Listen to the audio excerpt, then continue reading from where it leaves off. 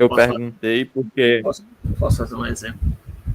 eu já tinha mandado e-mail, aí o senhor não respondeu. Aí eu perguntei na aula. Ah, tudo bem. Vou ver o seu e-mail, então. Desculpa. Eu acho que eu vi seu e-mail. Só que eu não respondi, realmente.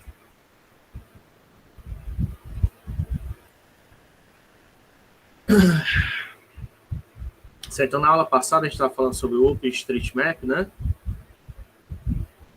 Aí que ele retorna dados, só que aí você tem que... Eu não sei. Ele retorna esses dados aqui em XML, né? A gente queria que retornasse no formato de um mapa, né? Esse aqui já está dando certo.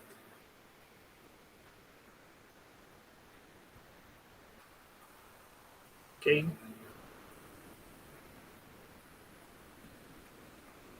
Só ver se ainda está funcionando, né? Faz tempo que eu não... Deu certo. Vamos ver.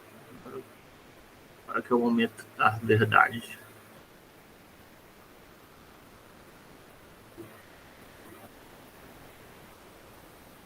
Então ele vai processando aqui. Abrir o site.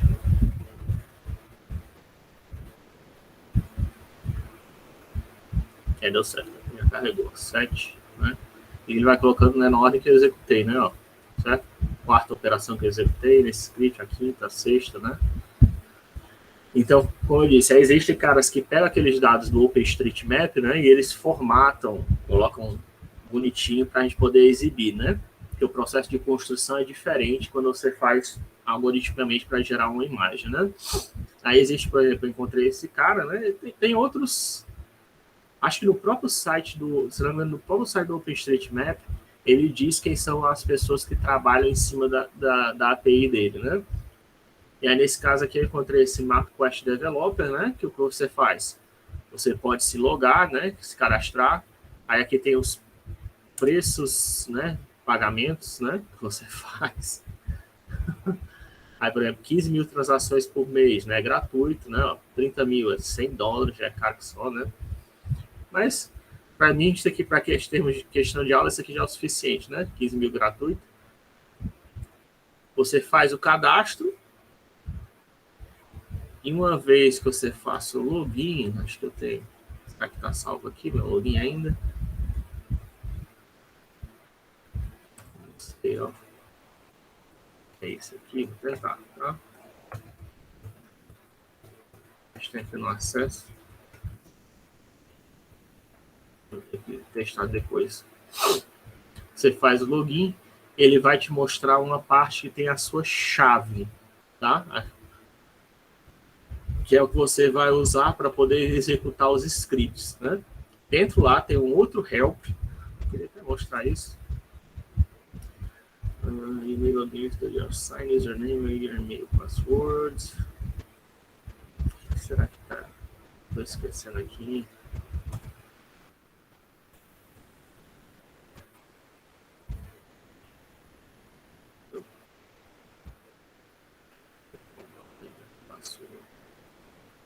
Certeza, esqueci. Ó, rápido aqui. Isso é rápido, né? Se você for demorar muito, era bom mostrar, né?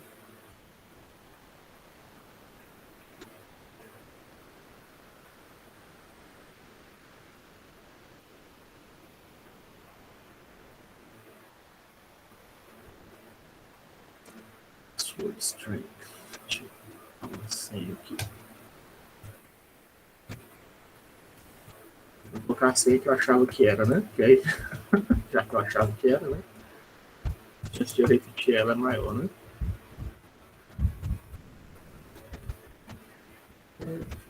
Blá, blá, blá, blá, blá, blá, blá. Save. Save.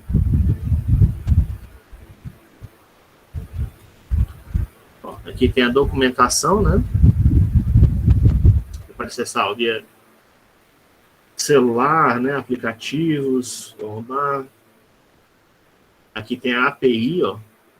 Esse aqui é o mais importante, né? A API é que diz como é que você acessa os dados deles, né? Tá vendo aqui? Deixa eu, não sei se ele tá em tela cheia, hein? Vou colocar em tela cheia, não. Ó, criação de tabelas, copiar uma tabela, deletar uma tabela, né? Tem várias opções aqui, né? Eu não vou explorar todos os dados, não, né?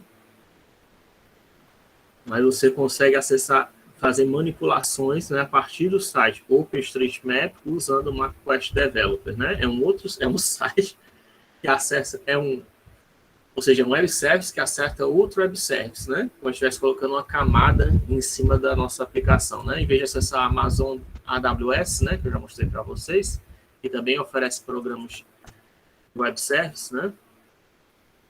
Ou então o Google, acho que é console, google.com, também tem o web service deles. Console Google não, console Google. Cloud Google, console Cloud Google. Não, esse aqui. É esse aqui, ó. Certo? consolecloudgoogle.com, certo? Ele tem também aqui um marketplace que você pode fazer, comprar serviços, né, para executar. Aqui embaixo você pode ver, ó. Cadê a minha barra de... Botão para baixo, né? O jeito. Certo? Elastic Cloud, Apache Kafka, isso aqui é um servidor web, isso aqui é um banco de dados, isso aqui é uma análise de tráfego, dá para ver como é que estão visitando seu site. Tem o Google Maps também, tá vendo? Para você poder acessar, tem dois tipos de Google Maps para você acessar, você tem que ver qual a diferença. Tem, ó, GPUs para você poder acessar, ó, o NVIDIA, tem o WordPress, que é um blog, né, para você acessar. Tem mais o que? Poder de computacional, você quer fazer a computação lá no site do Google, você usaria esse cara. Para rodar uma aplicação, App Engine, né? Depende do que você quer fazer. Armazenar dados, é o Cloud Storage, né? Cada um desses daqui tem uma API específica, tá? Não dá para a gente ver tudo aqui. Eu só estou mostrando para vocês as possibilidades, tá? Do que tem para fazer. Então, tem muitas coisas aqui que o Google oferece. E aí, é claro, né? Se você quiser usar, tem uma parte que é gratuita. Acho que eles oferecem um período de teste, né? Teste aqui gratuito. Mas se você quiser oferecer isso, né? Você vai ter que fazer o quê? Vai ter que comprar, vai ter que dar o cartão de crédito aqui. Aí você compra, paga, né? Mas tudo que você for usar, ele já, né, se não me engano, a partir do momento, ele diz qual é o preço, né? Por exemplo, sei lá, cada consulta é $3. Aí toda vez que seu script fizer uma consulta, né, já vai consumir $3 do seu cartão de crédito, né? O problema é esse, né? Tem que saber o que você está fazendo, tá? Se for usar isso, para não aparecer $300 no seu cartão de crédito ou coisa do tipo. Mas, enfim, você coloca o seu cartão de crédito, o cartão de crédito da sua empresa, compra o serviço que você quer, e aí ele vai te dar as credenciais, tá vendo? Aqui em credenciais ele vai te dar uma chave para você usar. Aqui é chaves APIs, ó. Você vai criar uma chave API, dependendo do serviço, tá? Dependendo do serviço, você vai ter que usar uma chave, que é um número criptografado em hexadecimal, que é aquele número que vai de 0 a F, né? São 16 posições. Ele vai te dar a sua chave API, e ele pode também dar esse OAuth aqui, que é como se fosse uma segunda autenticação, né? Autenticação em duas partes, certo? Que é um segundo serviço de autenticação para garantir ainda mais. Depende do serviço que você está comprando. Ele vai te dar essas duas informações que você vai usar para fazer o login quando você quiser fazer os serviços, para identificar que é você. Nesse caso aqui do MapQuest, o Amazon AWS também, tá? Se vocês quiserem vir aqui, eles têm várias ofertas, tem que se cadastrar, tem que dizer... Ele mostra mais organizadinho, né? Aqui. Mas aí você também tem que colocar o seu cartão de crédito, né? Tem dizendo aqui o preço, você faz. Nem no MapQuest Developer, né? Esse aqui eu recomendo que vocês tentem usar esse aqui para vocês já terem pelo menos uma noção de como é que faz. Uma vez que você faça o login, ele vai te dar a documentação, mas aí em algum lugar... Cadê? Faz tempo que eu não acesso isso daqui. IFTV... Só tomar cuidado para não mostrar. Já acabei mostrando minhas keys aqui. Aqui embaixo tem minhas keys, depois eu apago isso do vídeo, né? Mas aqui tem as minhas keys, né? Minhas chaves. Depois eu vou apagar isso. Deixa eu ver se eu coloco só no jeito que o Google ele pula, né? E aqui embaixo tem as minhas keys. E aí eu posso gerar ou deletar keys, né? Que isso aí é o que me identifica, né? E que aqui não tem nem tanto problema, porque está no serviço gratuito, não tem nem cartão de crédito cadastrado, mas enfim. Aqui são as minhas keys, eu posso pegar elas, salvo num documento de texto. E aí quando eu vou salvar, ó, aqui eu estou lendo as minhas keys a partir desse documento de texto, eu vou usar elas ó, como uma variável, tá vendo? Ó? Tem aqui meu endereço, esse aqui quem me diz é o MapQuest, tá? Que ele vai me dar, como é que eu faço esse acesso dos mapas. Aí eu coloco o ponto de interrogação, né? E digo quem é a minha key. A minha key é a minha chave, né? Que tá lá dentro desse, que eu carreguei. É só um número, tá? É um daqueles 2 números que tem lá no site. Tá aqui salvo nesse TXT. Eu leio e carrego ele para cá, o número, né? Depois são outras configurações aqui. É só de configuração do mapa. O tamanho do mapa é 600 por 600. O zoom que eu tô dando, né? Que você pode ver o mapa da cidade ou então aquela visão por cima. Dependendo do zoom, né? Que você tá dando no mapa. Você controla aqui. E aqui é aquelas coordenadas de GPS, né? Mínima latitude, máxima latitude, mínima longitude, máxima longitude, que eu uso as mesmas coordenadas que eu usei lá no OpenStreetMap, né?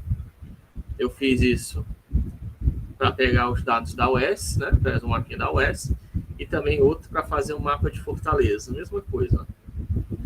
Sendo que aí aqui eu tô só para mostrar que mesmo no caso de API, ó, estou usando aqui, isso aqui eu estou usando a versão 4 da API, e nesse outro comando eu usei a versão 5, né? Dependendo da documentação, né, você pode ter mais de uma versão, uma maneira de pegar, né? Aqui, por exemplo, eu uso o script getMap, e aqui eu estou usando o script map, mas a ideia é a mesma. Passa aqui, né? Aí as configurações de variáveis de configuração são separadas por comercial, né? A partir da interrogação, começa as variáveis locais que você vai passar para o web service. Aí cada variável do web service é separada por um comercial. E se você tiver uma chave, como tem lá no Google, como tem na AWS, vai passar por aqui, tá? O problema dessas variáveis aqui é que elas são variáveis do tipo get, tá? Quer dizer que alguém estiver monitorando a internet, ela vai ver o conteúdo da minha variável. A não ser que seja, esse aqui a não ser que fosse HTTPS. Nesse caso, com HTTP, todo mundo está vendo a minha variável quando eu faço desse jeito aqui. É por isso que tem aquele outro mecanismo de OAuth, né, que é mais seguro. E aí ele manda a chave criptografada. Se bem que no caso do Google, talvez ele já use ele não use desse jeito aqui, né? Ele usa get, ele manda uma chave criptografada em vez desse jeito, né? Para o HTTPS, né? Já é mais seguro, né? Do que mandar desse jeito. Mas isso aqui é chamado de método get, tá? Porque quando você faz... Na aula passada, acho que eu expliquei para vocês do HTML, né? Que foi a aula passada ou retrasada, que é um protocolo de comunicação que o nosso navegador, né? Que está executando a nossa máquina cliente, executa na máquina destino, né? E é uma maneira dos 2 navegadores, os 2 programas que estão em máquinas diferentes comunicarem-se entre si, né? Poderem saber como trocar informações entre si, saber que aqui é para exibir a imagem, aqui é para exibir um texto, aqui é para exibir um menu, né? Quem diz isso é a linguagem de marcação, HTML ou PHP, seja qual for a linguagem, mas é uma linguagem de hipertexto que está sendo trocada através desse protocolo HTTP, né?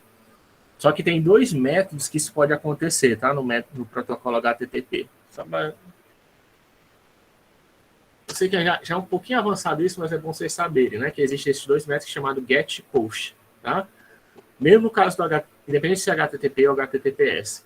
Esse GET e POST, o GET é o método que você pega, que você está passando desse jeito, que a gente está passando as variáveis por ponto de interrogação, e elas vão sem criptografia nenhuma. Mas tem o método POST também, que é aquele quando você preenche o formulário na internet, aí aperta enviar para fazer inscrição no concurso, para fazer, sei lá, um cadastro no site da UES, né, uma coisa do tipo. Você envia um formulário, em geral esse formulário é enviado pelo método POST. E aí essas informações são criptografadas antes de serem enviadas para o servidor. certo?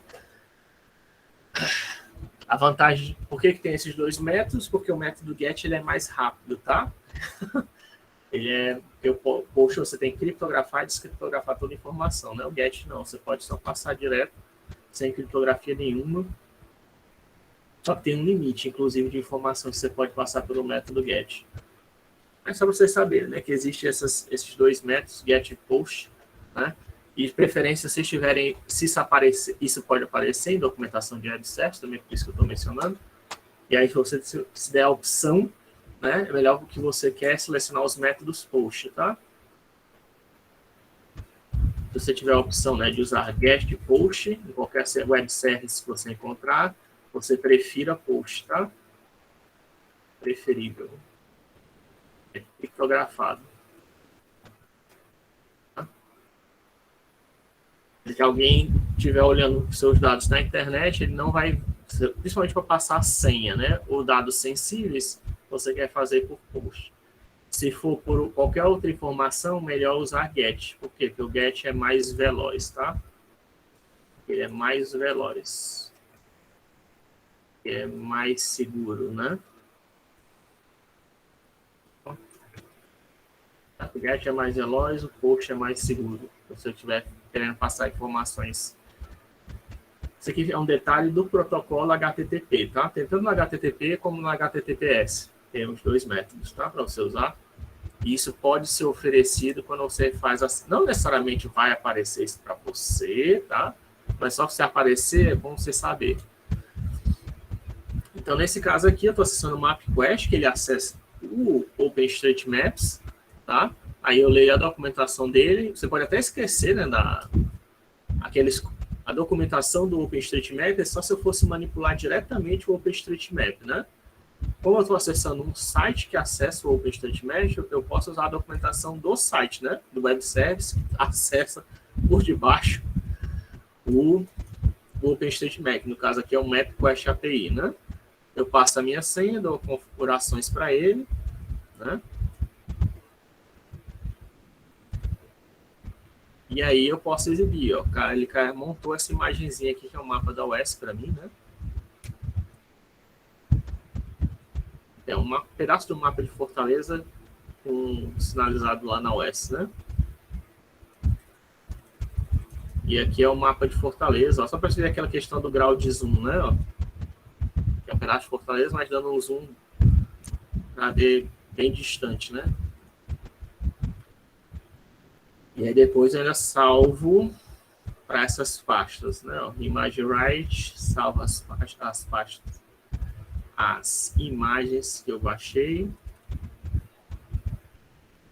Que ali, como eu falei, não é muito bom, então talvez seja bom mostrar a imagem, né? Ó. Aqui, como eu disse, a imagem é mais qualidade, tá? Se eu quiser zoom maior, eu tenho que usar lá na API para dar um zoom maior, tá? Essa aqui já é uma imagem relativamente boa, né? Deixa eu ver qual a resolução dela. 4K de imagem, tá vendo? Então, a imagem, isso aqui tem a ver com o zoom, né? Que eu dei. Mas eu peguei uma imagem de 4K que eu baixei. 4K por 4K. Aqui da UES. A UES tá meio ruim, né? Foi 600 por 600, né? Que eu peguei. Mas assim já dá para o suficiente, né? Para enxergar ó, as ruas em volta da UES, né? E aí aparece aqui o login, né? Da MapQuest. Mas dá para ver, ó, o MapQuest 2021 está acessando o OpenStreetMap usando o Mapbox, né? O Mapbox é uma API do OpenStreetMap que está sendo usada pelo MapQuest, que é o site que a gente está acessando, né? Tá? Ou seja, você pode construir um web service em cima de outro web service, né? Se você acha que esse cara aqui é muito complicado, você pode ir atrás de um outro que usa ele, né? Só que, provavelmente, se isso aqui... o problema, nesse caso aqui, tudo bem, né? Que esse cara aqui é gratuito, né?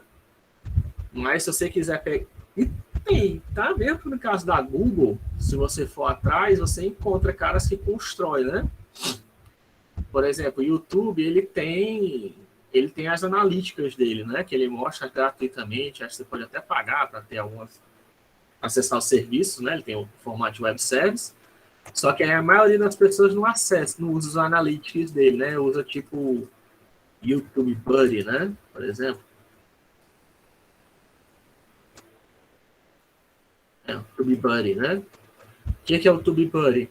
Ele está pegando exatamente as mesmas estatísticas que o YouTube fornece, né? Que a API do Google fornece, só que ele está fazendo algumas operações em cima da web service dele, né? Tentando fazer um diferencial, do mesmo jeito que o MapQuest fez com o OpenStreetMap, tá? Se você não quer programar, né? Se você acha muito complicado essa parte de programação, tem gente que vai fazer para você, tá?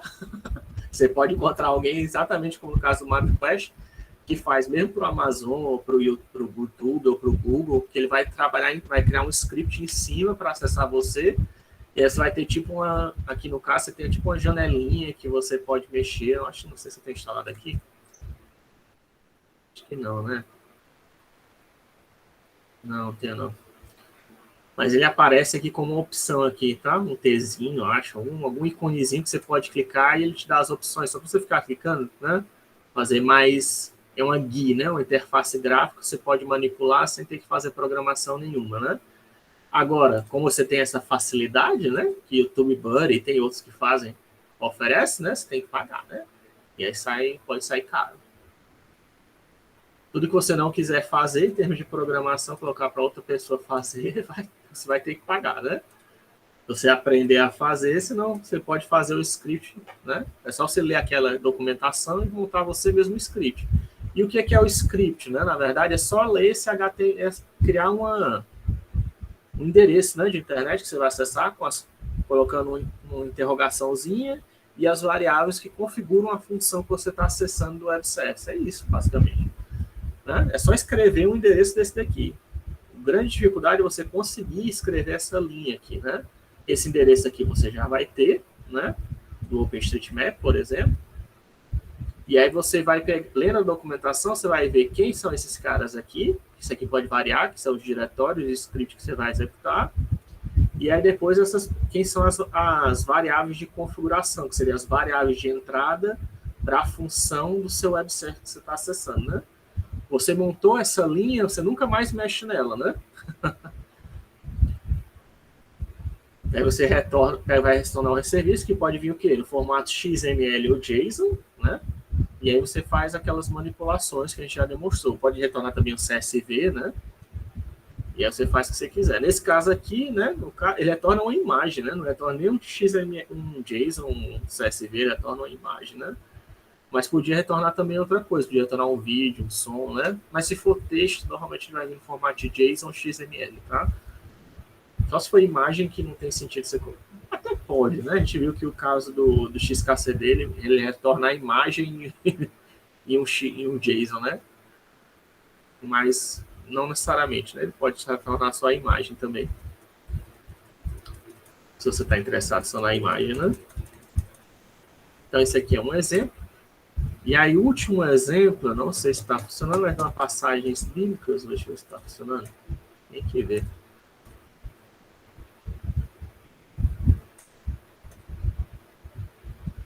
Pronto, está funcionando sim. E tem alguma dessas chaves, né? É questão de Bíblia, né? Você pode acessar. Tem um web service. Você pode acessar passagens da Bíblia, né? Mas do mesmo jeito, eu entro lá, faço um cadastro, pego uma chave, né? Aí a minha chave está sendo carregada desse é uma sequência de caracteres hexadecimais, né? Está sendo carregada aqui. Mas por que eu estou mostrando isso para vocês, né? Porque esse cara aqui, que é o último exemplo, né? Que eu consegui achar, é o mais simples possível. É justamente aquele que passa um struct, né? Porque até agora nenhum deles passou um struct de configuração. Nesse caso aqui, dessa Bíblia, de passagens bíblicas, você precisa passar um struct, né? E é isso que eu queria mostrar para vocês, que é o tal do Web Options, né? tem outros, tá? Parecidos. Web Options é um struct, tá? Que já tem, que é usado junto com o Web Read, tá? Aí vocês podem ver isso na documentação do Fireworks, do MathWorks, né? Que é do MATLAB. Eu não sei se o Web Options mostra na documentação do Octave, mas eu mostro, vamos ver, né? Quando mostra, não é... Tem, né? Olha aqui, ó, Web, né? Cadê o Web, né? Web Read, né? Que eu queria. Web Read. E tá ali. Né? Tem Web Options. Aí só faz Web Options aqui. Ah, tá aqui. See also. Web Options. Web Options especifica os parâmetros para o RESTful Web Service, né? Certo? Você pode passar os parâmetros para um Web Service, né? Através de Web Options. Mas tem outros, tá? Não tem só isso, não. Se não me engano, na integral, MathWorks, por exemplo, também tem um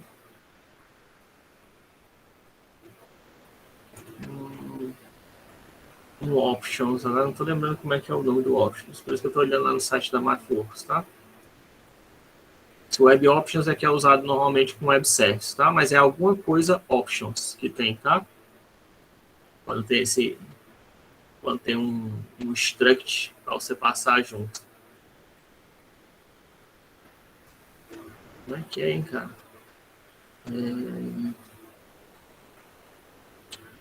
Options. Fmin Search, por exemplo. Talvez ele mostre. Aqui, cara.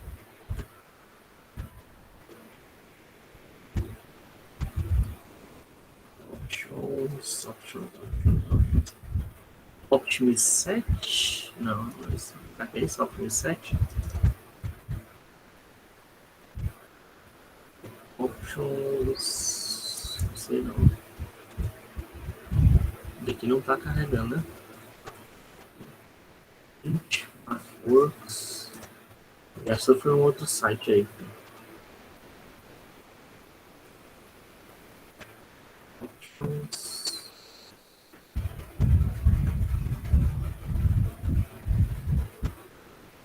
Lembrando do parâmetro, ó.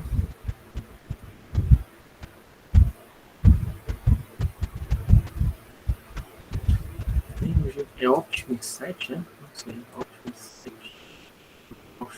É Optimus 7, é? Optimus 7. Parece que é isso aqui, Optimus 7, que cria uma estrutura de opções para você passar junto com algumas funções do MATLAB e do Octave. Optimus 7, né? Parecido, né? Com Optimus. Aqui, Optimus 7. Só que não tem o help, né? Tá? Então tem o Web Options e tem esse Options Set, né? Que você cria uma estrutura com opções para configuração da sua função, né? Web Options é o específico para Web Service, né?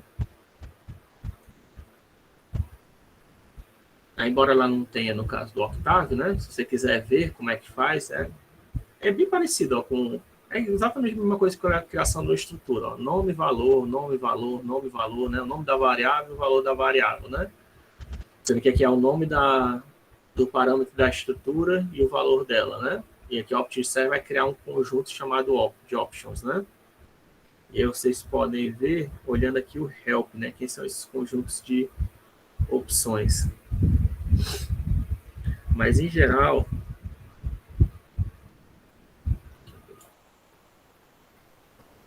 já que não está mostrando aqui as conjuntos de opções.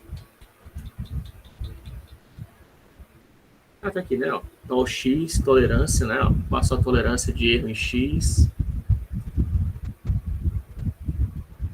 Então, o fun, que é a tolerância da variância da função. Tem aqui a máxima iteração, quantas iterações você quer fazer de aproximação, ó, número de iterações que você quer fazer numa função, né? E tem algumas funções que é como array fun, que são equivalentes ao for, né? Aí você pode configurar qual seria o máximo de iterações que ele pode fazer, né? Se você quiser. Não somente isso, tá? Mas funções aproximativas, como fmin search, integral, f0, né? Tem algumas funções aqui que você pode usar ela, né? Mas tem outras.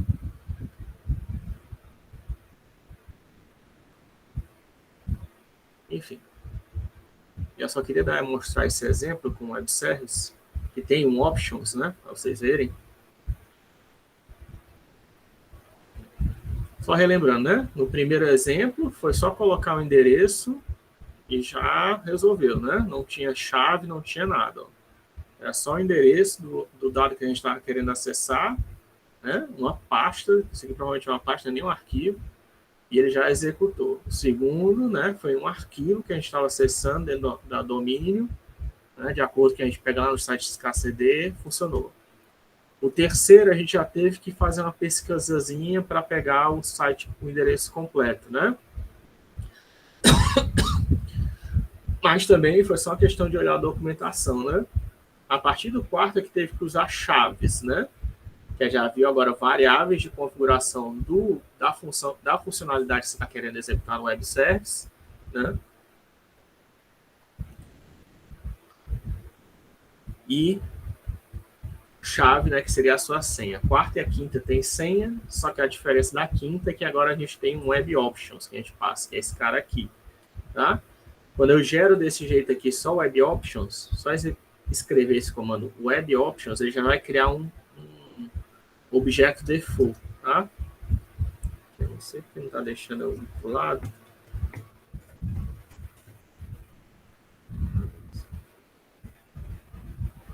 Pronto, ajeitou. Web options. Né? Eu já crio um web options padrão. Só que aí, se eu não me engano, ele não deixou eu colocar a chave, olhando a descrição, certo, da documentação daquele site, ele não era tão simples como o anterior, né? Que é só colocar aqui uma variável get, né? Certo? Nesse caso aqui foi só o que? Eu carreguei a chave, coloquei numa variável get do tipo key, não é? Isso aqui foi relativamente simples. Nesse caso aqui, ele já não aceitou. Eu tive que passar um struct para ele. Isso aqui já informa ó, quem é o meu navegador, de onde é que eu estou acessando, que programa eu estou acessando, que eu estou usando no Octave, né? Qual é o meu encode, qual a língua que eu estou usando para ser automática. Ele já vai identificar se é UTF-8, se é ASCII, se é ISO 88591, né? Qual é a minha linguagem do navegador, né? Isso aqui é uma configuração para dizer qual a linguagem do meu navegador, está na forma automática. Isso aqui é qual o programa que eu estou usando para acessar o site deles. Tempo de timeout, né? Que é 10 segundos, se eu não me engano, para ficar esperando uma resposta, né? Porque eu falei já que dados transmitidos pela internet não são confiáveis, né? Formato de saída, CSV. E aí eu vi para passar a senha, tem que mandar dentro aqui, ó, do Web Options. Dentro do Web Options, em Header Fields, né? Eu tenho que colocar lá, criar uma chave chamada autorização token, aí colocar a minha senha. Ou seja, vai lá dentro do Web Options, provavelmente criptografado, tá? Para ele. Eu estou imaginando que isso aqui não sei se isso aqui é só para aumentar a complicação, ou se vai criptografar, mas de qualquer jeito, é um bom exemplo de como usar. Ó. Aqui é o nome da variável e aqui é o conteúdo da variável, certo? Então, quer dizer que dentro da variável header fields, que é esse cara aqui, que vem por vazio, por default, eu coloquei uma célula, e dentro dessa célula tem o quê? Tem um campo chamado autorização, e tem um vetor, né, ó, com a palavra token, espaço e a minha senha, né? Isso aqui é um vetor de texto. São dois vetores de texto, né, separados por vírgula. O primeiro com autorização e o segundo escrito token e a minha senha, né? E aí isso permite que eu acesse, né, as passagens bíblicas, que ele me retorna no formato de JSON, aparentemente. Aí eu converto a partir de JSON para um struct, que a gente já tinha feito. Aí tem aqui as propriedades, query, canonical, parsenet passages. E aí eu posso exibir, né, as passagens da Bíblia que eu estou querendo, no caso de Mateus 3, alguma coisa. Né? E aí, isso aqui é questão de formatação. Se eu quiser mudar uma formatação, mas se eu estou querendo mostrar as passagens bíblicas, né, não precisa. Eu poderia mudar a passagem bíblica aqui, ó. Eu coloquei aqui query, ó. And carry, interrogação que, aí aqui está Mateus 5, 3 a 12, né? Poderia colocar aqui, sei lá o quê. Aí aqui, ó, o meu web office está sendo passado como uma segunda opção, né? Ó. Lá no web read, a primeira tem o endereço, né? E não está mostrando quem é o site. Dentro desse domínio tem o subdomínio API, que isso aqui é bastante comum, tá? Que aí é o web service está na máquina API. Aí tem essas faixas que eu estou acessando de lá, que é a versão do meu web service, que também isso aqui é comum de ter, como a gente viu lá no caso do outro também tinha, do mapa. V3, aqui é a passagem, o texto que eu estou procurando. Aqui não diz quem é o documento que eu estou acessando, mas aí começa sempre com ponto de interrogação com essas variáveis. Aí aqui vem o carry, que é qual a passagem bíblica que eu estou procurando, que está, no caso, Mateus capítulo 5, versículos 3 a 12, e aqui é o meu Web Options, ó, que eu estou passando. É só colocar uma vírgula, e aí passa o Web Options, né? O struct que você está passando de configuração, tá? Mexer no struct é a mesma, mexer no Web Options ou mexer no Opt-in Set é a mesma coisa que mexer no struct, tá? Eles são, apesar do nome diferente, ainda é um struct, tá? Você pode ver que é a mesma coisa que aparece quando a gente coloca um struct, ó. Aqui. Igual a struct, por exemplo, nome, fulano, né? Então, Scarlet struct contém the fields nome igual a fulano, né? Aqui é a mesma coisa, ó. Só que é Web Options, seria o struct with the properties, né? Em vez de ser contain the fields, mas é a mesma ideia, tá? Aí vem o parâmetro e o valor, né? Apesar de aqui estar separado por igual e aqui está separado por 2 pontos, ainda assim, isso aqui ainda é o struct, tá? Essencialmente. Não sei se dá para a gente dar um impulso. Bem, para a gente ver. Config, eu acho que vocês vai mostrar como. O struct vai mostrar como Web Options, né? Ele mostra como se fosse Web Options, mas é struct, tá?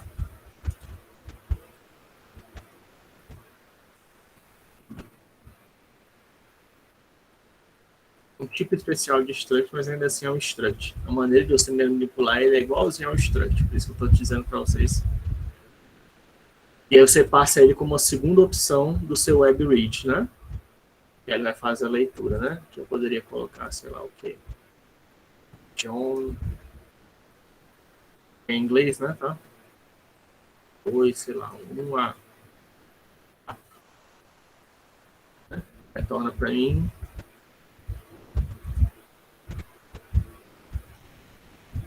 E aí ele retorna para mim a passagem do John, né? 2, 1 a 4, né? Posso fazer a conversão.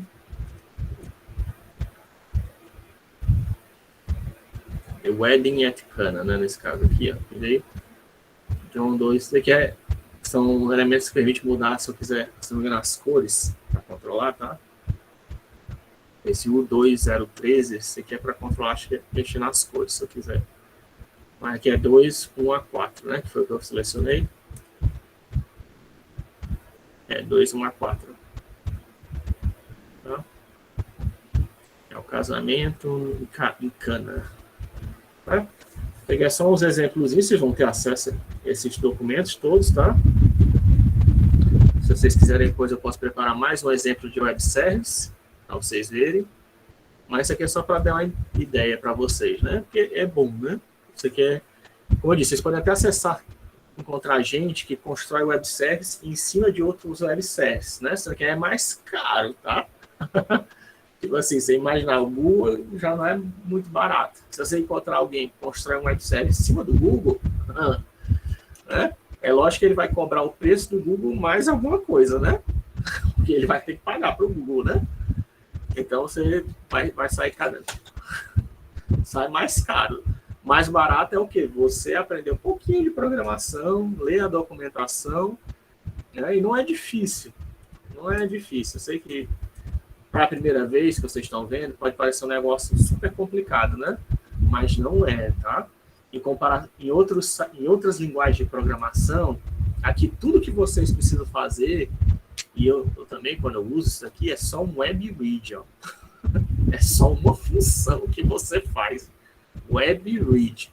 Coloca o endereço, né, do serviço que você está querendo acessar. Como é que eu sei esse endereço? Olhando a documentação. Vou lá, eu quero lá usar um negócio de cloud, de computação do Google. Você clica lá naquele computation, lá no console cloud Google, né? Ele vai te dar a documentação inteirinha de como é que você manda fazer consultas, de executar algum programa lá na máquina do Google. Você copia a linha que ele te dá da documentação, modificando só, de repente, alguns parâmetros que vão vindo aqui depois da interrogação, né? No mais complexo, você vai ter que passar um Web Options junto, né? Se tiver que passar, você vai ter que passar um Web Options junto. E aí você executa uma linha de comando. Dá trabalho montar, né? Da primeira vez, né, que você está fazendo isso. Mas depois que está pronto, é um endereço de internet que você tem salvo. E toda vez que você quer fazer a consulta, você usa aquele endereço de internet, né? Dá o web read em cima daquele endereço, com options que com web options você já deixou pronto. E ele vai te trazer o resultado que você quer, né? Se você quiser modificar, do mesmo jeito que eu acabei de fazer aqui, não quero mais Matheus, não quero pegar John, é só modificar uma variável, você sabe qual é, você pode deixar como documentado, e você acessa, né? Se você não quer fazer isso, né? Você vai ter que pagar alguém para fazer isso, né, cara?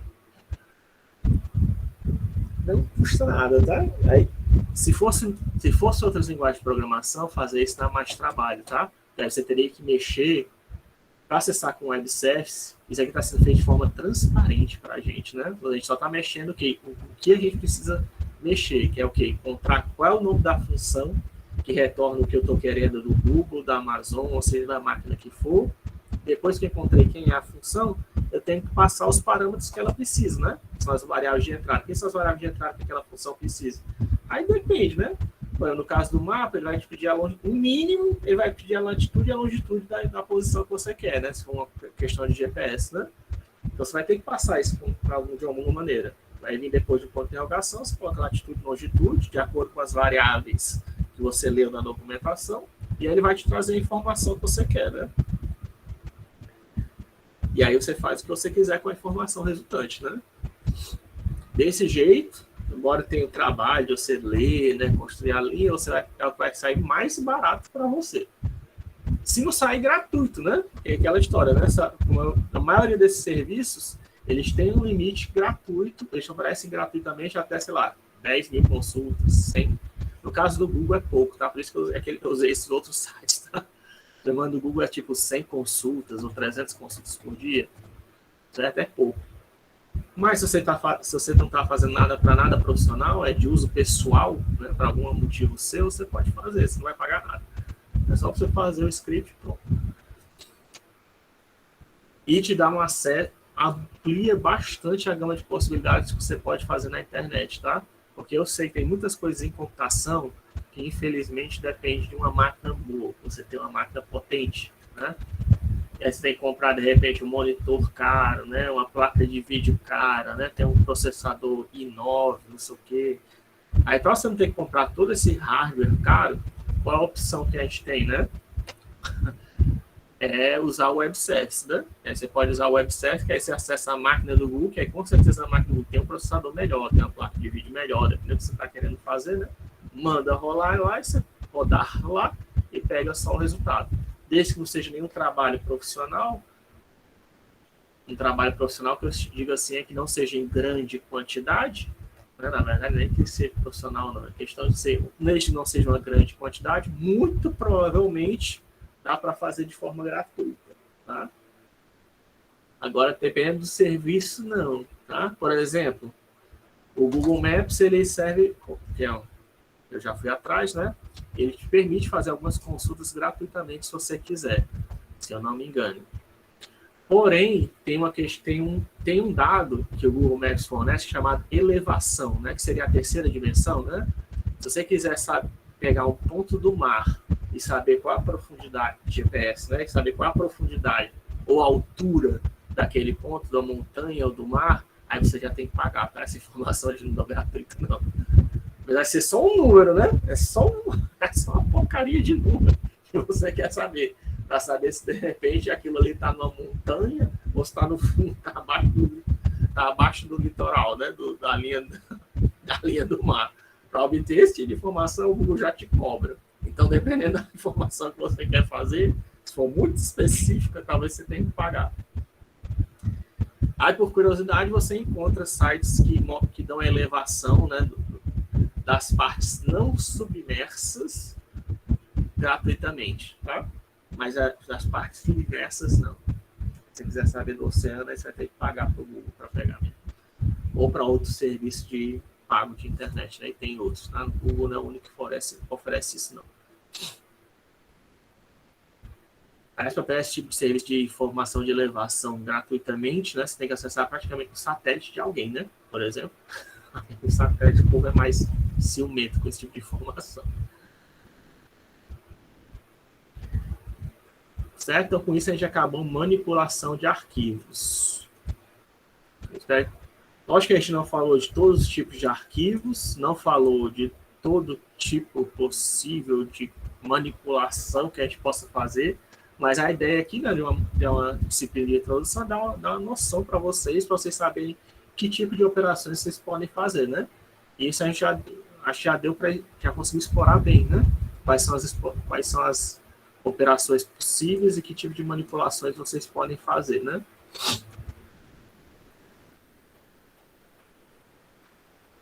Mas qualquer dúvida, vocês podem sempre consultar a mim, ou então, né? Quando a gente estiver na disciplina. Ou então vocês podem ir atrás de serviço pago, né? Agora, outra questão que a gente sabe manipular os arquivos no computador é fazer manipulação simbólica, tá? Manipulação simbólica. Aí, lembrando que o web service, tá? Eu vou falar, reiterando, eu quero reiterar isso, mesmo que você considere isso difícil, tá? Lembre que qualquer outra linguagem web service é muito mais difícil. Não sei se eu falei, mas eu vou repetir de novo. Porque você tem que lidar com os detalhes do protocolo HTTPS, do protocolo HTTP ou do protocolo HTTPS, para poder fazer manipulação de web service, tá?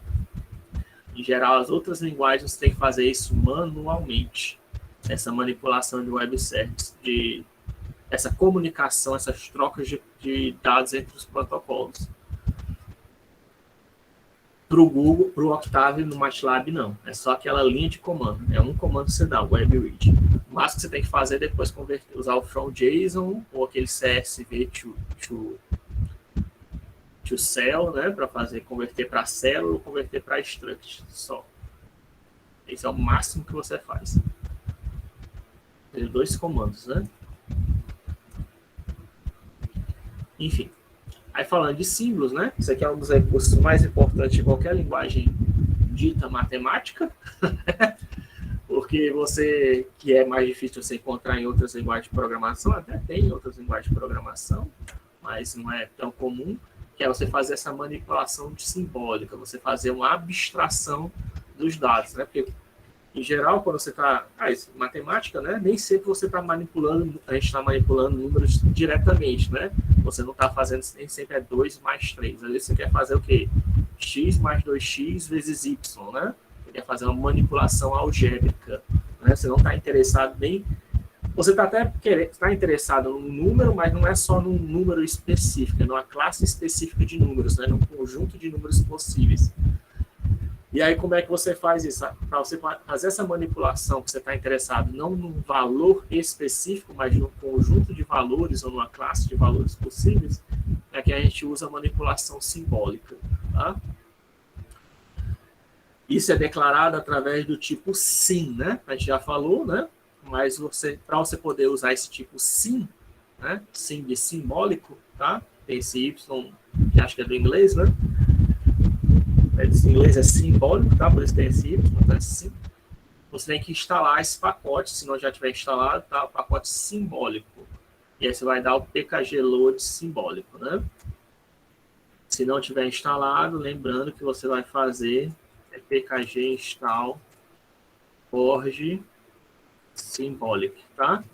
Você aqui vai instalar o pacote.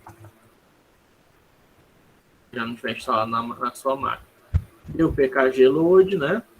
Tenha certeza que ele está carregado. pkg list. Aqui está carregado. Bom, a gente já usou o I/O, né? Quando está fazendo manipulação de arquivos, né? Não está carregado no momento. Esse aqui está ordenado alfabeticamente, tá? Porque está aqui fazendo uma quebra de linha aqui. Isso aqui está na mesma linha, na verdade. Tem o módulo strings, que eu falei por cima, tem mais algumas operações para manipulação de texto. Mas está aqui o módulo simbólico, tem até o módulo straight, com algumas outras operações para fazer o straight, né? Mas aqui o simbólico, quando tem esse asterisco do lado, quer dizer que ele foi carregado, tá? Então, desse jeito, ele está pronto para ser usado. Ó. Mas tem o módulo de vídeo, tem módulo de áudio, né? Tem vários módulos, né? De Arduino, ó, de áudio. Isso aqui eu já tenho instalado na minha máquina, tá? Talvez não tenha na sua, não necessariamente, tá? Depende do seu. Tem um modo para fazer operações financeiras. Isso também tem no MATLAB, tá? Só que normalmente esses módulos tudinho são pagos. São pagos, né? Então você carregou o módulo simbólico, né? Aí o primeiro exemplo que eu gosto de mostrar é do pi, né? Eu acho que eu já discuti com vocês, quando você faz x igual a pi desse jeito, o pi que ele está sendo usado aqui é do formato double, né? Que ele está mostrando 3.14.16, né? Na verdade, não é nem isso, né? Se a gente quer dizer que é 8 bytes, 64 bits, né? Se a gente colocar lá format long, a gente consegue ver todas as casas, né? A gente consegue ver que o pi, na verdade, né? Ele tem todas essas casas aqui, né? 16 casas decimais, não é isso? 1, 2, 3, 4, 5, 6, 7, 8, 9, 10, 11, 12, 13, 14, 15, 16.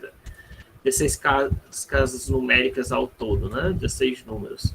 Isso aqui é a maior precisão que ele consegue. Esse cara aqui já está sendo arredondado, né? Já não é preciso, não. Então, na verdade, 15, né? 15 números que são exatos.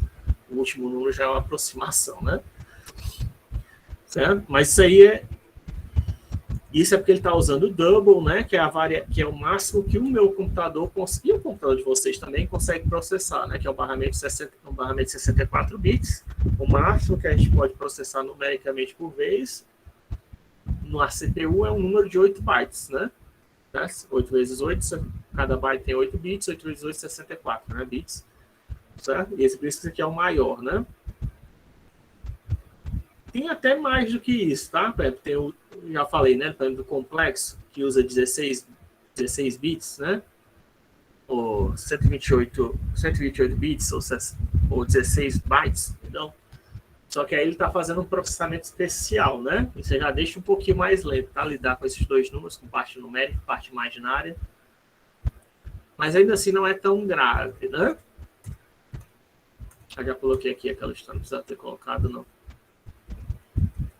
Deixa eu já repetir aqui, então deixa eu, para não atrapalhar aqui o fluxo. Aqui está mais organizado, né? Tirar esse cara aqui fora, tirar esse cara aqui fora. Aqui eu já faço esse exemplo do format long, né? Da rules, beleza. E aí eu já falei, né, para a questão dos chips que tem, né, que pode ter o single de 32 bits, o byte de 64 bits, ou complexo de 128 bits, né? O MATLAB ainda tem o tipo RAF, que é 16 bits, né? Que é só 2 bytes.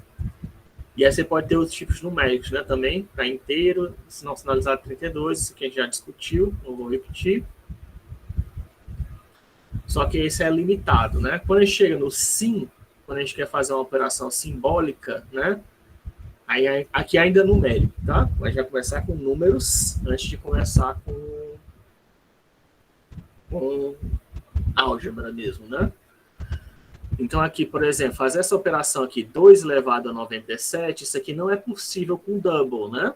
Porque double usa 64 bits, o máximo que ele conseguiria, né? Se eu tentasse fazer aqui 2 elevado a 97, é 2 elevado a 63, esse é a maneira que o Octave em específico lida, tá? Mas não necessariamente era para dar certo não, isso aqui. Esse número aqui, deixa eu format long, talvez. Colocando em decimal, né? Vou colocar em int 64. Pegar um número inteiro. Isso aqui é porque quando acontece, tem uma operação que acontece quando você tenta registrar um número que está fora do intervalo, certo? Tanto para números reais, para números inteiros, todos aqueles tipos de números que a gente já viu, que são os default do computador, eles têm um limite de números que pode ser representado por eles, né? Como eu disse, a partir de determinado ponto, se for de caso decimal, ele faz um corte, né?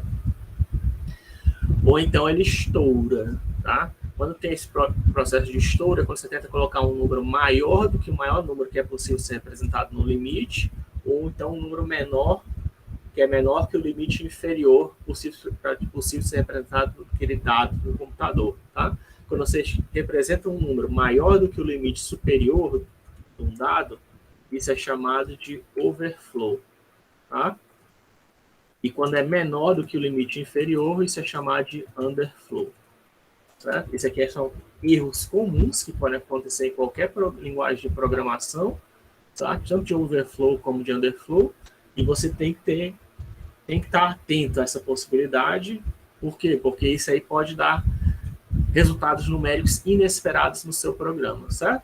Sempre que você tiver um resultado, você está fazendo algum cálculo no seu programa, né? E você obter um número que você pensa assim, você faz o cálculo manualmente, vê, ué, não era para estar dando isso agora, né?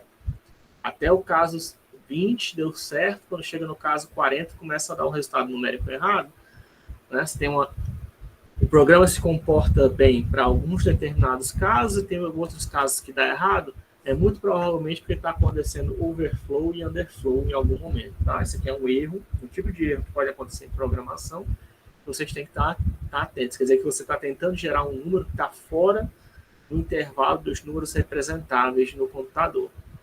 Para evitar esse tipo de underflow e overflow, né, é que você vai usar manipulação simbólica, né? Só que para de manipulação simbólica que você está usando texto, né? Olha, veja aqui eu usei um número natural, um número normal, né? 2 elevado a 97, né? Só que o máximo que ele conseguiu representar para mim foi isso, que isso aqui é 2 elevado a 64 menos 1. A gente pode conferir isso usando o Python, né?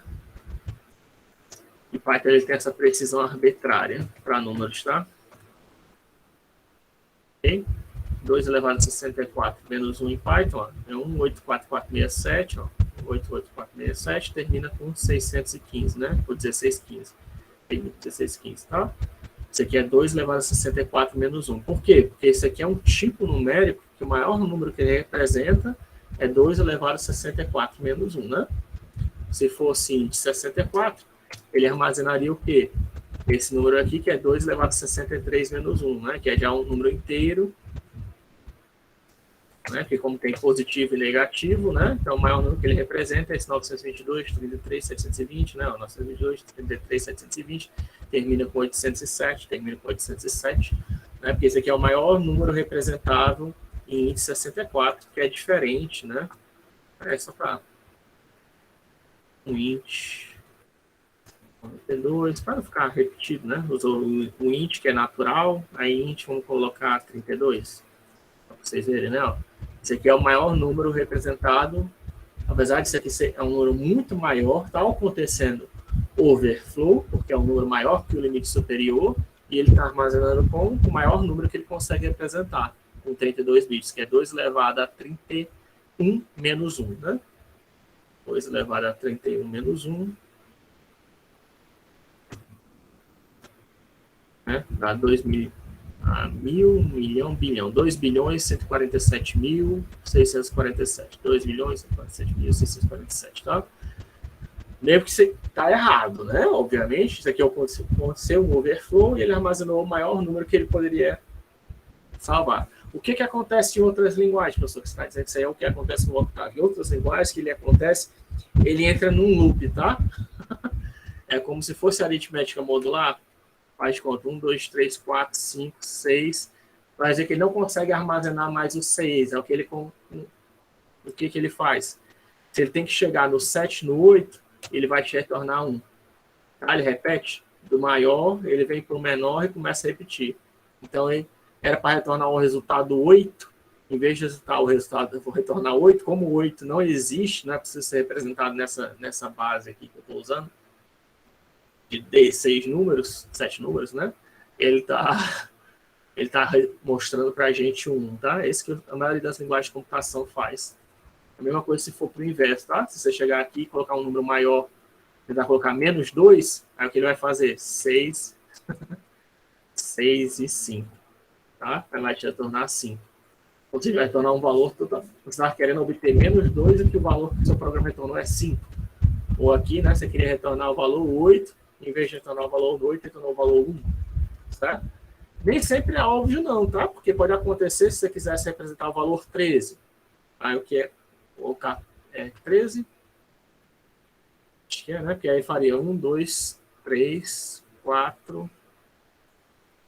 Aí seria 7, 8, 9, 10, 11, 12, 13. Pronto. Se você quisesse retornar 13, né? Ele poderia retornar 6, tá? Um número grande, né? Não necessariamente quer dizer, quando é um número grande, tornei um pequeno, quer dizer que está errado? Não necessariamente. Tá? Ele pode retornar um número grande também, que não necessariamente está no limite, né? Se fosse 12, né? Poderia retornar 5. Certo? Não quer dizer... Um número retornado pode ser qualquer coisa. Ele vai repetindo, tá? Os números no intervalo numérico.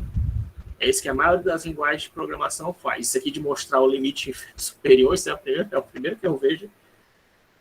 É a primeira linguagem que eu vejo. O Octave é a primeira linguagem que eu vejo que faz isso. O Octave MATLAB, né? Se estourou, coloca o maior que a gente consegue, né? Aqui, menos 32, isso aqui vai dar certo. Vai ter que ser um 20. Ó. Se eu colocar um número menor do que o limite inferior, né? O que ele faz? Ele coloca 0, né? Porque no caso de int, o menor número que ele consegue armazenar é 0, né? Então ele coloca, nesse caso aqui, que era para ser, sei lá, 999, coloca 0, né? Certo? Tanto faz limite superior, inferior, ele faz essa aproximação, né? Deixa eu colocar aqui outro valor para não ficar mais variado, né? Então os limites, os números têm esse problema, né? Os valores numéricos do computador. Então, quando a gente vai usar simbólico é um texto especial, tá? Você lembra assim, se a gente estiver fazendo manipulações simbólicas, a gente está manipulando com tipos textuais, tá? Então, quando a gente está manipulando com texto, a gente tem que escrever a fórmula entre aspas, tá? Em geral, tem que fazer assim. Tem alguns casos que não precisa, que o computador consegue inferir. Se você estiver multiplicando um número que não é simbólico por um número simbólico, o número simbólico engloba, tá? Que é o mais, vamos dizer assim, é o tipo mais forte, né? É o tipo que tem mais... Isso aí é comum também em linguagem de programação. Você tem estou usando dois tipos, né, numéricos. Tem um que tem um intervalo maior e tem um outro que tem um intervalo menor. Em geral, o intervalo maior engloba o menor, né? Tipo assim, se eu estou mexendo com uma variável tipo um int 8, com uma variável tipo um int 16, essa um int 8 vai ser convertida implicitamente para um int 16, né? Para dar o resultado. Pode acontecer também o inverso, tá? Eu só estou dizendo em geral. Aí você testa para ver o que dá. No caso de simbólica, eu estou lhe dizendo já, que é o resultado que eu já testei, né? Eu não testei todos os possíveis variáveis de combinação, mas eu sempre faço isso, né? Quando eu vou fazer um algoritmo, eu estou falando para vocês fazerem a mesma coisa, porque depende da linguagem. No caso de simbólica, eu já sei. Se eu estiver pegando qualquer tipo numérico e multiplicar por um simbólico, esse tipo numérico qualquer vai ser convertido para simbólico. Tá? Mas tem que ter um número simbólico qualquer que vai ser dado por textos. E aí você coloca esse sim aqui do mesmo jeito que eu fiz aqui, ó. Certo? Eu não coloquei aqui 128 para fazer a conversão desse número para 128. Por quê? Porque por default, todo número que você escreve no octavo, ele é um double, certo?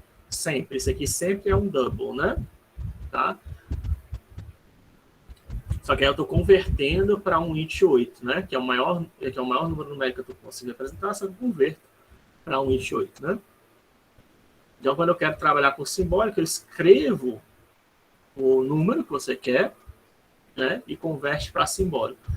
Dá para fazer isso para outros tipos numéricos? Até dá, né? Você pode usar aquele str1, né, se você quiser. Uma espécie desse jeito, né? Fazer assim, menos 128. Aí eu acho que você pode colocar aqui o tipo.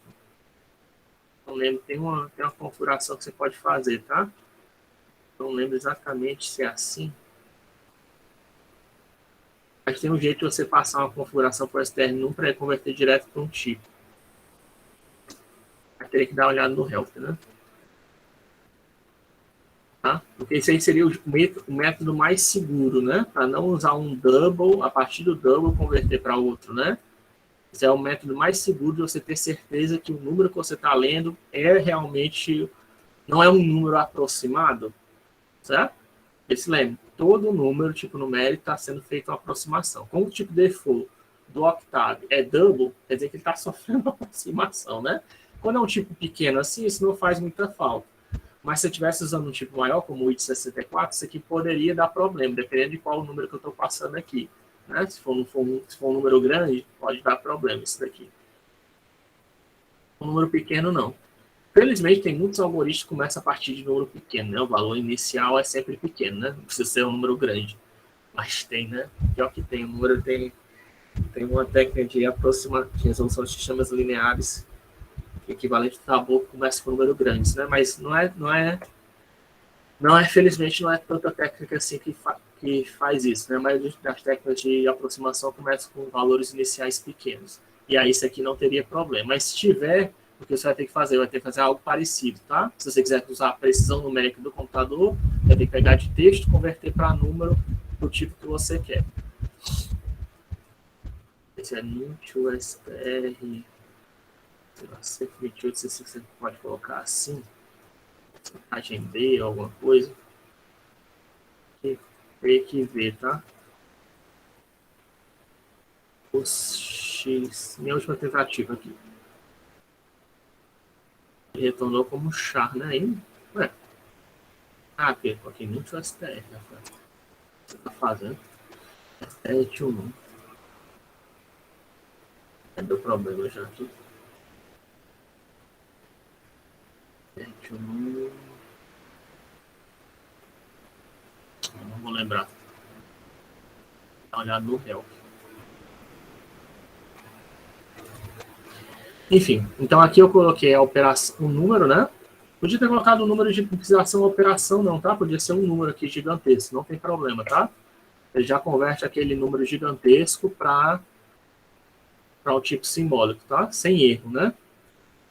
Certo? Tipo aqui A igual a... Só vou mostrar, né? Que ele calcula 2 elevado a 97 correto. 2 elevado a 97. Eu não mostrei. Isso não, né, Rafael? Sim. E aqui mostrar também no Python, né? Já que eu estou usando o Python. 97. Quem é 2 elevado a 97? Esse número gigantesco aqui, né? O até vamos ser mais ignorantes, né? 2 elevado a 9.700, né? Isso aqui estoure muito o valor que é possível ser armazenado no computador, né? Está calculando, pronto. Certo? 2 elevado a 9.600, começa com 93, 97939, que eu espero que seja a mesma coisa daqui do Python. 93, 97, 939, 51, né? E aí termina com 21376. 21376, tá? Só para até conferir que tá corretinho, né? Olha o tamanho desse número, né? Que a gente acabou de calcular, 2 elevado a 9.700. Nem tem perigo disso aqui de um double, um número complexo, conseguir armazenar isso, tá? Tem mais, isso aqui é mais, acho que é maior do que as partículas que existem no universo, né?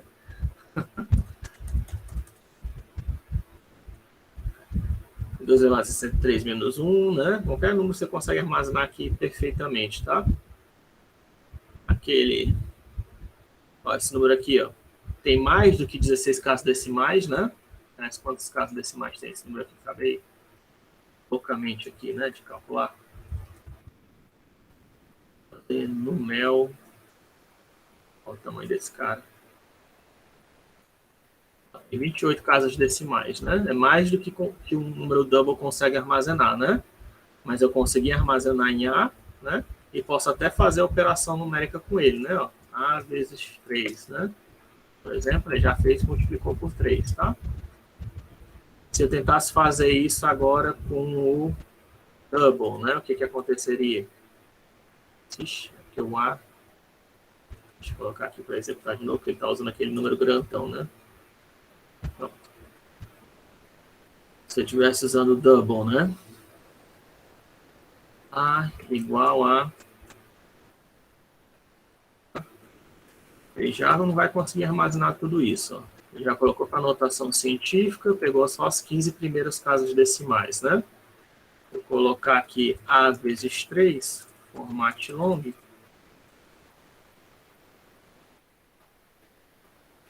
Aliás, será que dá para a gente fazer isso? Em vez de usar A, deixa eu colocar AS. AS é igual a S vezes 3. Tá? Aí aqui eu vou chamar de AN, que é numérico, puro numérico. Aí AN é igual a N vezes 3. Né? Isso aqui está aproximado. Já está no format long. Acho que já, né? Format long é notação científica. Format long é o maior número que o double pode representar. E aí, agora o que eu queria mostrar para vocês é AS menos AN, ABS, vai dar certo?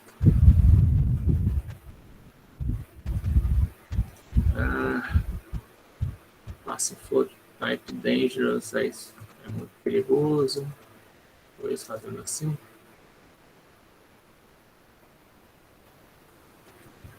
Não deu certo, não. AN, eu fiz certo. AS, 7, AS vezes 3, tudo bem.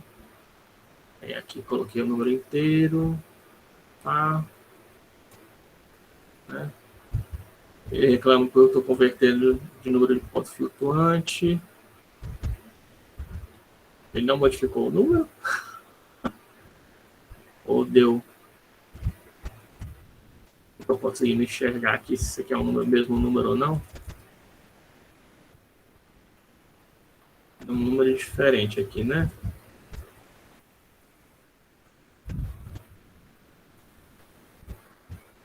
Está dando um erro muito grande. Não é para ser isso, não. Fazendo uma coisa errada aqui. S menos AM. Vai se dar só a diferença, né? Talvez a ABS esteja muito.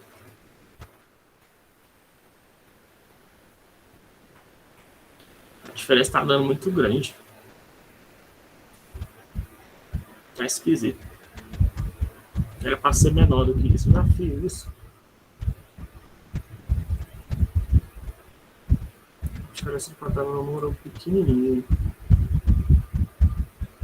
AS. S, AM, né?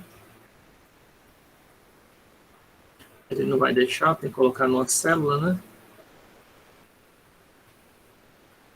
Essa aí, né? Ele mostra simbólico, ele não mostra valor.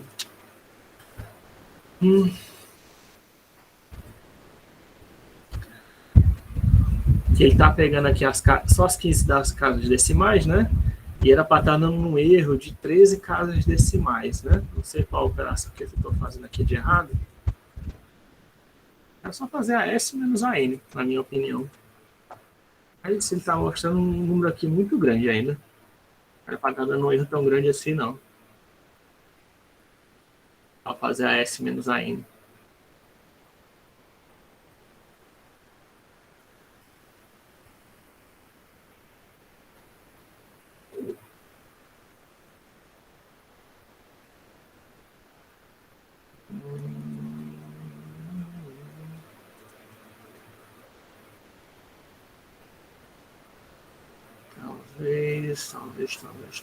Talvez. Vou converter isso aqui para STR, Nútil STR. Para não ficar tão chateado, né? Nútil STR. Aí depois sim. Ah, agora sim, né? Agora faz sentido. S.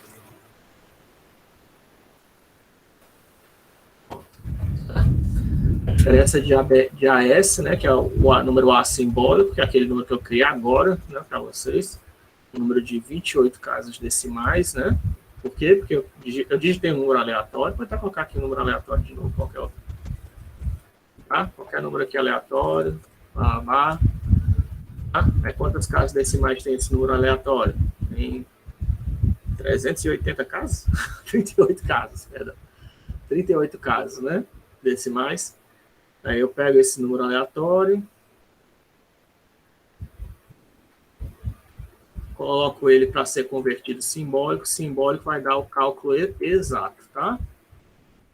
Ok, aqui vai ser o cálculo exato, número exato, depois multipliquei ele por 3, que é uma operação simples, né?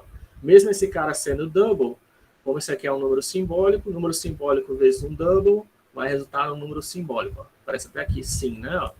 Esse aqui é o número simbólico, original que eu tinha digitado ali, vezes 3, né? Tá? Esse número daqui, vezes 3, deu esse. Parece que dá para até ver que aumentou uma casa decimal, né? Vou multiplicar por 3. Aí agora, eu pego esse número gigantesco, estou tentando armazenar no formato double, né? Formato numérico que o computador reconhece, ó, tem 37 casas decimais, em ponto flutuante, né? Porque uma é o mais, isso aqui seria a 38, né? Que é mais significativo. Aí, multiplico por 3 também. E aí agora eu quero ver o erro, ó. Basta eu converter esse número aqui em double para texto, Nútil STR para texto, e depois aplicar simbólico, né? Porque a entrada de simbólico não é para ser um texto, né? Aí AS menos sim, posso aplicar ABS, não tem problema, tá? Nesse caso aqui de funções, porque tem muitas funções que trabalham com o que você fornecer, né? Você lembra aquela história que eu já falei para vocês, né? Se você dá um inteiro, ele atua em cima do inteiro. Se você der um double, ele atua em cima do double. Se você der um número complexo, ele faz ABS em cima do número complexo. Se der ABS em cima do simbólico, vai fazer ABS em cima do simbólico sem alterar o tipo, tá? ABS é só para fazer a operação modular, né? Para deixar todo mundo positivo, né? Aí aqui a AS menos sim, né? Que é a diferença desses dois números que eu quero saber. E aí a gente obtém a diferença, né? Que é mil, milhão, bilhão, trilhão, né? 4 trilhões de diferença, né? É bem grande, né? 3, 6, 9, é isso? Dá conta certo? 3, 6, 9, 12, né? 12, né? De 38. Mas assim, é grande, né? É um erro considerável grande, que você tá, não seja ser 15 menos 38 menos 15, né? 38 menos 15 era para ser o quê? 20. 15 com 8, dá 23, né? 23 casas decimais. Não chegou a se dar um erro de 23 casas de decimais, né? mas chegou a ser um erro de 369, né? 369, 12 casas decimais, né? É consideravelmente grande, né? Eu chego na casa dos bilhões, né? Maior que bilhão, né? Certo? Aí também depende da ordem do número, mas só para mostrar que tem um erro, né? Ele não consegue. É lógico, como ele está pegando as casas mais significativas, estão sendo armazenadas no double, né? Mas isso aí, eu acho que o número é um número de ordem menor, né? O erro, mas ainda assim, né? Sempre vai existir esse erro quando você está trabalhando com tipos numéricos ao invés de tipos simbólicos, né? É isso que eu estava querendo mostrar para vocês. O erro que estava dando ali antes, só para vocês verem, é que quando eu faço uma conversão desse tipo aqui, ó, direto, ele reclama, então ele dá um warning, né? Na verdade, ó, passing float point values to sim is dangerous, né? Ele está dizendo o quê? Usar números de ponto flutuante para tipos simbólicos, né? Fazer essa conversão direta, do jeito que eu estou fazendo aqui, como eu já fiz com o int8, né? Isso aqui é perigoso, né? Eu já expliquei isso na aula de hoje, que é perigoso fazer isso, né? O mais seguro é usar um texto para converter para simbólico, ou texto para converter para um int8, né? Porque o default, esse número aqui é sempre double, né? E aqui ele está me dizendo isso, é muito perigoso fazer isso com sim, porque sim, quando você está usando tipos simbólicos, fatalmente você vai estar pegando uma hora ou outra números fora do intervalo que é possível representar para os tipos numéricos do computador. Ou seja, você vai entrar em overflow ou underflow. É muito difícil não entrar nesses dois casos, né? Então, por isso que já dá esse warning, né? Para chamar ainda mais a atenção desse perigo. Veja que mesmo naquele caso que eu estava tentando fazer, que é uma subtração de números, né? É para ser um negócio assim, estava dando um erro bizarro, né? Estava dando um número gigantesco aqui, que era quase igual ao número original, que não faz sentido, né? Porque você tem dois números que são próximos, se eu subtrair, é para dar um número próximo de zero, né? Não é para dar um número gigante próximo do número original, né? A menos A não é para dar um número próximo de A, é para dar um número próximo de zero, né? Como eles estão usando tipos diferentes, né, vai dar um erro, né? Que é esse erro aqui, que a gente viu que no caso aqui tem 15 casas decimais, né? Mas você fazendo desse jeito, convertendo para texto, usando como texto, sim, aí já aparece o ordem, né? Porque agora eu estou fazendo do jeito correto. E era isso que eu estava tentando fazer lá com o int também, tá? Converte para texto, depois coloca aqui o int8, né? Sendo que eu acho que não dá para fazer o int8 direto do texto, ó. Não dá para fazer isso, não. Ele vai retornar, ó, como vai fazer aquela conversão dos tabela ASCII. Tem que usar uma funçãozinha especial. No sim ele já faz essa interpretação, né, automática para a gente. Aí eu já falei que o EPS, né, ele mostra, é uma função que mostra a precisão do nosso computador, né, é 16 casas decimais. Ele também pode mostrar a precisão de uma variável, tá? No caso aqui é a EPS AN. Ó, por isso que deu aquele erro, não foi tão grande, ó, o erro. O EPS, você usar EPS AN em cima de uma variável, ele te diz qual é o erro que tem. Porque, enfim, os números de ponto flutuante, né, eles têm alguns números que eles conseguem representar de forma exata, né, e tem outros que não. Esse número que eu fiz aleatoriamente, aparentemente, né, está próximo dos números que ele consegue representar de número exato. Então, ó, colocando o mesmo que aqui, ó, o erro, né, seja 16 casas decimais, no caso aqui de EPSAN, ó, é 22, parece que ele consegue um grau bom, né, de precisão para o AN, né, que eu estava usando, por isso que não deu um erro tão grande, né? Você pode fazer isso para qualquer variável, tá?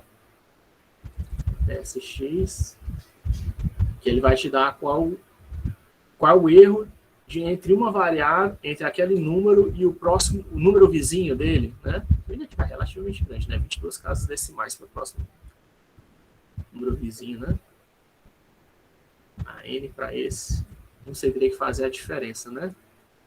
A N menos EPS a N, né? 8 casas decimais. Enfim. Cadê o... Alguém falou alguma coisa.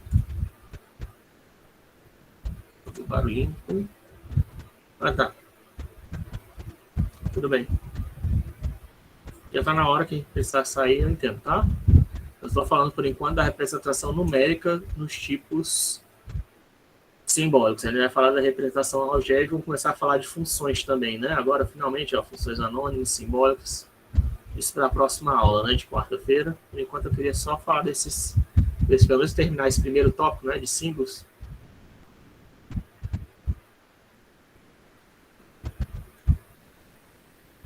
Aí eu já falei, ainda existe, além dos sims, também existe esse comando chamado VPA, tá? Do pacote simbólico. O que é VPA? É Variable Precision Arithmetic, tá? Variable Precision Arithmetic você pode fazer para fazer um cálculo de precisão arbitrária para algumas constantes, tá? E acho que para algumas operações também que sejam de aproximação. Você pode usar VPA em cima, tá?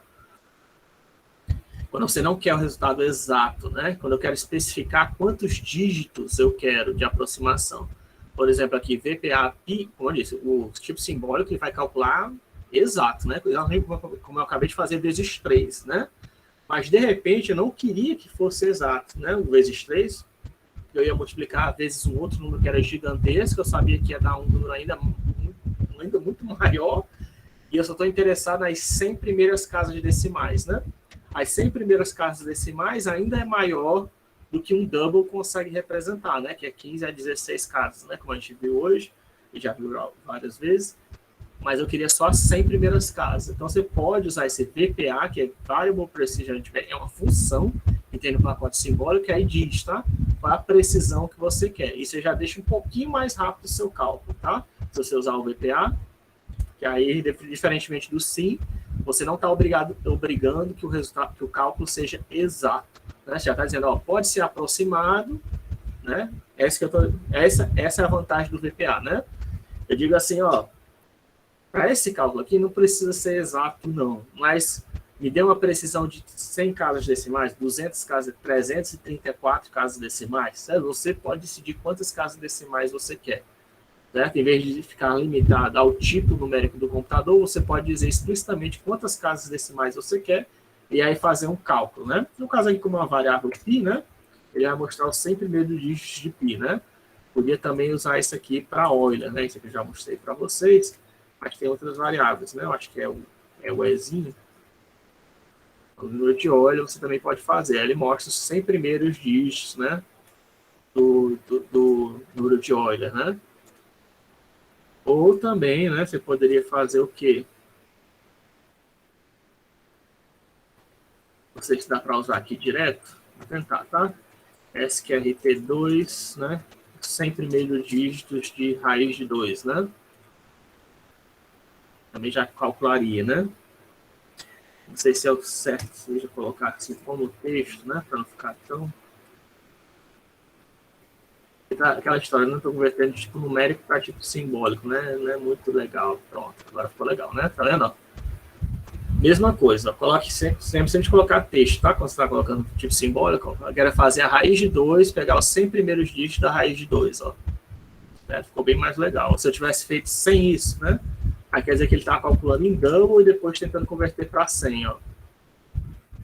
Tem uma hora que virou tudo zero, né? Porque já perdeu a precisão. O double não está conseguindo mais calcular, né? A função, a raiz de 2, não está conseguindo mais ir além, né? Mesmo usando o VPA, isso aqui foi o máximo que ele conseguiu chegar, né? Eu colocando como texto, quer dizer que ele vai converter para tipo simbólico, né? Porque isso aqui é uma função do pacote simbólico, né? E aí ele já está calculando agora precisamente, né? Tá 120, ó. E continuar, né? Tá? 200 dígitos de raiz de 2, né? Tá? Diferença, né? De raiz de 2 natural, 200 dígitos, ó, tem hora que vira tudo zero, porque não consegue mais passar daquela precisão, e de usar um tipo simbólico. Mas até o mais correto seria colocar aqui sim, né? E no caso de VPO, como é uma função tipo simbólico, a gente já sabe, tá? Isso aqui está implícito, né? Que é VPA do pacote simbólico. Tem, inclusive, funções, tá? Que só existem, só funcionam quando você passa um tipo simbólico como argumento. Nesse caso aqui do VPA, você consegue até passar doubles como argumento, né? Mas não é não é toda função do tipo simbólico que funciona desse jeito, não, tá? Por exemplo, tem uma função chamada Taylor, que calcula a série de Taylor simbolicamente, né? Porque é uma série, ela pode ter precisão arbitrária, né? Dependendo de quantas casas decimais de qual nível de aproximação você quer fazer. Só que Taylor, se você tentar usar com double, ele não vai aceitar. Ele vai dizer até que a função não existe. Só vai deixar você executar Taylor se você executar a função Taylor se você passar um tipo simbólico como entrada para ela. Eu acho que eu mostro isso depois para vocês, tá? Mas só para dizer, né? Que nem toda função do pacote simbólico, ao contrário das outras funções normalmente do Octave e do MATLAB, que são feitas para funcionar com qualquer tipo, as funções do pacote simbólico, às vezes, nem sempre funcionam com todos os tipos, tá? Eles podem funcionar só com tipos simbólicos. Então, você vê uma função lá no pacote simbólico que calcula, sei lá, alguma sequência que você está querendo, né? Especial. Se lembra, de repente, ela só aceita parâmetros do tipo simbólico. Pode ser que ela só aceite parâmetros do tipo simbólico. Dependendo da complexidade da função que você está querendo executar.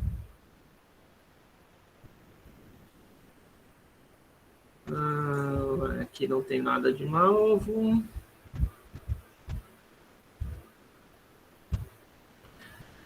Aí eu já falei, né, que o tipo simbólico ele ocupa um número maior de bytes, né? A gente pode ver isso. Voltando aqui um pouquinho nessa história aqui do AN, né? E do AS. Se eu der um RUS AN e AS, não precisa nem fazer isso aqui, pode fazer para ficar compatível, né, com o documento de texto, já que eu estou fazendo isso aqui. Vou colocar aqui o outro exemplo. O NAS, ó, tá? Aquela aproximação que a gente fez, ó. O tipo simbólico, que é aquele número de 38 dígitos que eu calculei, né, simbolicamente, digitando aqui no teclado doidamente, ele ocupa 181 bytes, né, em simbólico, e 8 bytes em double, né? A diferença, né? Por isso que esse cálculo aqui é mais pesado, certo? Em geral, porque ele tem uma interpretação em cima dos dados em relação a esse. Às vezes o double faz um bom trabalho, tá? Mas depende, não é sempre, tá? Ele sempre está pegando os dígitos mais significativos, né? Se o número que você está digitando é muito próximo de um dígito representável de forma exata no double, pode ser que dê um erro pequeno, né? Mas não necessariamente, depende do número, tá? É como se os doubles é como se fosse uma reta.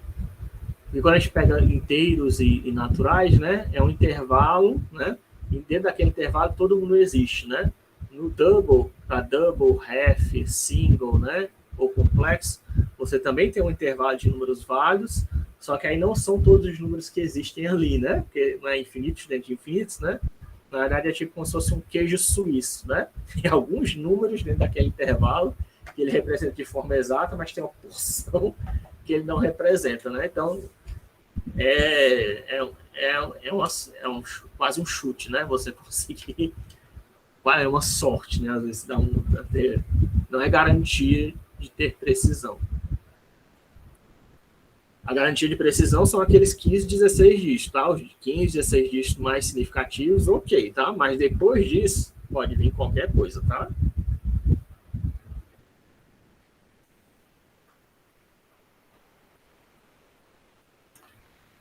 Agora, você já fala disso daqui? Mas só para terminar a aula de hoje, né? Vou só terminar nessa nota, né? Que você consegue também representar frações, né? Eu falei já de frações para vocês, mas eu não demonstrei, né, isso, porque quando você usa double, né, ele nunca armazena a fração em si, né? Coloca 1 dividido por 33, ele armazena esse númerozinho aqui, que é uma aproximação, né? 3,03030303, a gente sabe que lá dentro do formato numérico double está sendo feito um corte, né? Ou seja, virou um número, mesmo que seja irracional, ele vai estar sempre virar um número racional devido ao corte, né? Que o tipo numérico faz. E existe um erro, né? Quando eu faço, ó, 1 dividido por 33 mais 1 meio, né? Eu posso calcular o EPS, a gente vê que tem um erro aqui de 16 casas decimais, que é o esperado, né? Mas usando simbólico, você pode fazer o cálculo exato. Ó. Tá? Simbólico de 1 dividido por 33 mais simbólico de 1 meio, ó, você pode obter a fração exata de 35 dividido por 66. Ó. E é correto, né? Porque aqui dá o mínimo denominador comum, né? 66. Aí 66 dividido por 3 é 2, né? 66 dividido por 2 é 33. 33 mais 2, 35 sobre 66, né? Ó. Certo? Então, esse aqui para fazer cálculos de fração, né? Já dá para fazer, tá? Com tipos simbólicos e exatos, sem perder nada, certo? Sem perder precisão nenhuma. O erro é zero, né? Aqui nesse caso, em comparação a esse aqui já tem 16 casas decimais de erro, né? Para zero é um erro muito grande, né? A diferença é muito grande, né? Certo? Mas eu vou continuar falando isso na próxima aula, certo? Para não ser muita informação para vocês também hoje. Mas eu recomendo que você já começar a mexer com o tipo simbólico, porque ele é bastante interessante, né? Para você poder fazer isso daqui, também não é toda linguagem que permite você mexer com números racionais, né? Diretamente, fazer o cálculo. Inclusive, tem uma função, vocês podem ir atrás, que é para fazer aquela função contínua...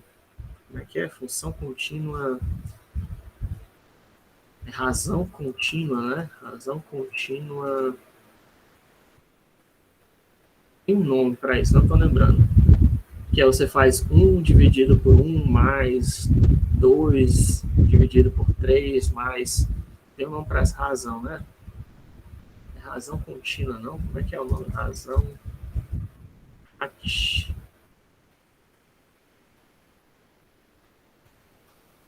O nome dessa razão? Fraction Approximation. É aproximação racional fracional, né? Não sei se é isso. Que é isso aqui, né? Ó.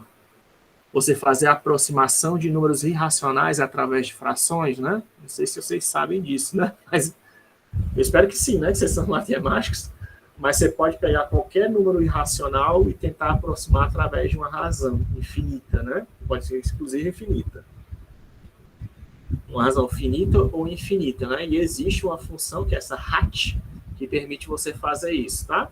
Mas mesmo sem usar, se você não gosta da hat, também é possível você fazer esse cálculo usando os tipos simbólicos, tá? Você fazer uma aproximação racional para números irracionais, né? Até determinado ponto de corte, né? Certo? Isso aí também é uma coisa interessante. Você já pode dar uma pesquisada nisso, né? Se quiser. Ou se você não tem tempo para trabalho, se você não tem tema para trabalho, isso é um bom tempo para trabalho também.